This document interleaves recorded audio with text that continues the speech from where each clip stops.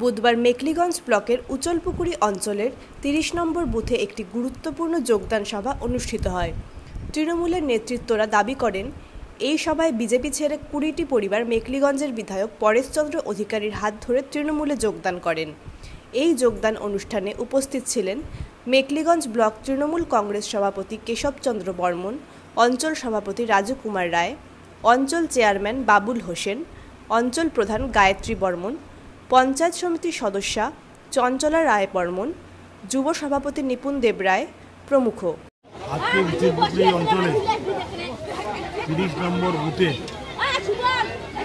বিজেপির পরিবার তারা সদল বলে তারা তৃণমূল কংগ্রেসে আজকে যোগদান করলেন সকলে উপস্থিত।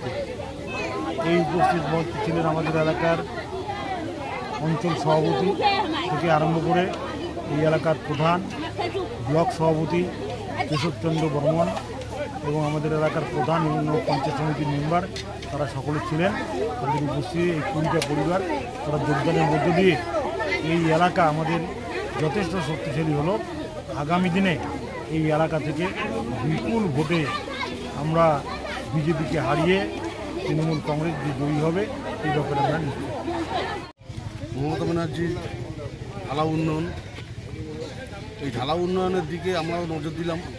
তারপরে আমরা মনোনীত করলাম যে আমরাও আজকে টিএমসিতে যোগদান করব। যুবশ্রী, কন্যাশ্রী, শিক্ষাশ্রী, বিভিন্ন প্রকল্প, তারপরে লক্ষ্মীর ভাণ্ডার, এই এত কিছু উন্নয়নের সবাই সামিল যেহেতু, সেক্ষেত্রে আমরাও আজকে সামিল হয়ে গেলাম এই মাটি মানুষের সরকারে।